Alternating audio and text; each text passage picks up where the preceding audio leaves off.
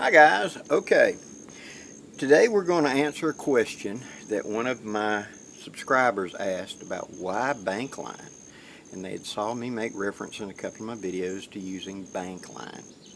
So let's talk about carrying cordage with us in the field and why I carry certain types of cordage. Okay, now on the top of my haversack I carry my cordage set. Right there.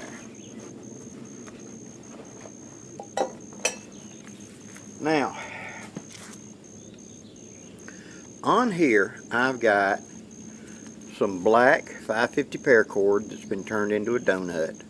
I have some green 550 paracord that's been turned into a donut. I have some natural jute twine that's been turned into a donut. And then I have several soft shackles right here. Now I will also usually carry bushcraft zip ties, and all that is a daisy chained piece of 550 paracord that's been rigged up in a Canadian jam knot configuration. That's a quick grab for lashing. Now I also will carry in the bag some Bankline. Now Bankline comes in different forms and sizes. There is a very small diameter Bankline, I believe it's a 9 or something like that. And then there's number 36 Bankline. And then there's a great big heavy Bankline. Now Bankline is quite often utilized in the fishing industry.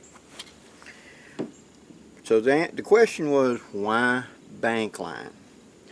Tarred Bankline is a nylon, usually black in color, that has been subjected to a petroleum product, a type of tar. This makes it a little bit sticky because cordage relies on knots of friction. It means I tie it in a certain way and the friction keeps it from sliding back apart. Nylon is much stronger than natural cordage like that jute I showed, but it slides too easy. It's way too slick.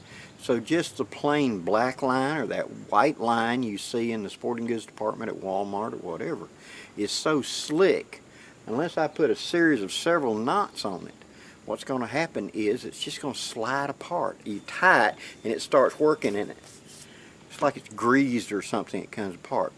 Tarred Bankline is sticky, and so once I put it up, there's a lot of friction, and therefore it holds better. So I can tie a knot in this and it will stay without coming apart as easy, underloading it, working and twisting and all like that, like standard nylon cord does.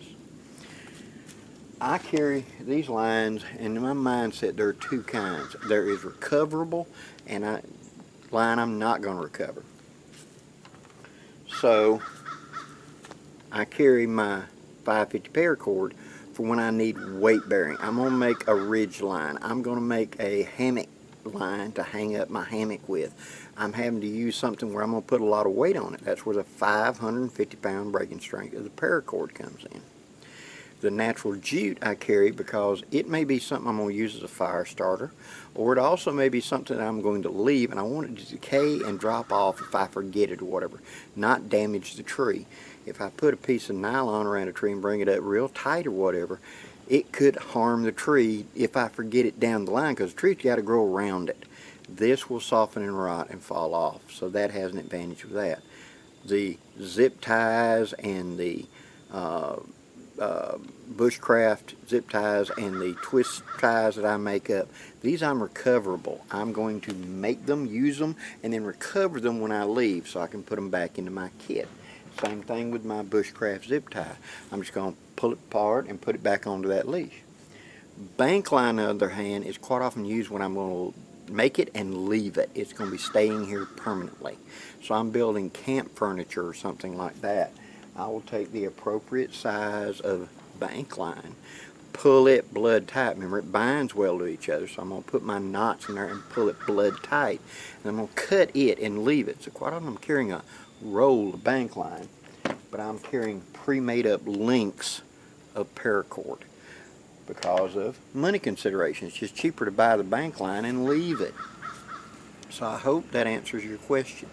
Why Bankline? One, it's tarred and it sticks to itself. Two, it means that once I set it up and I've lashed together this piece of furniture, this whatever, this camp device, this trap, this whatever, I'm going to leave it in the field. Whereas my paracord, and I like bright colors, I'm going to bring back out of the field. They're used for temporary, like lashing together a tripod I'm going to take down when I'm done and just throw the sticks away and put the paracord back in my thing. Or I'm going to hang up a heavy pack or something like that and recover that line when I go to leave. My 550 paracord I consider recoverable, and my Bankline I consider my leave it if I'm going to do that. Hope this gives you some ideas, guys. Please leave any questions or comments down below. And yes, I know there's also Kevlar cord and Dyneema cord, but that's another topic. Till next time, guys, I'm Blackie wishing you safe journeys. Have a great day, guys.